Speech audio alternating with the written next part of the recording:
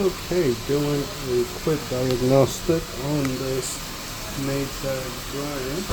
Taking a look why the drum isn't spinning inside. Oops, sorry.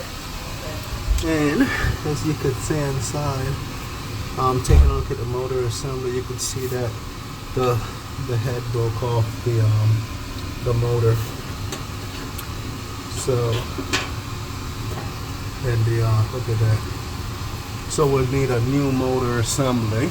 This whole part here comes as one piece, and that's what will be needed on this unit to get it repaired. All right.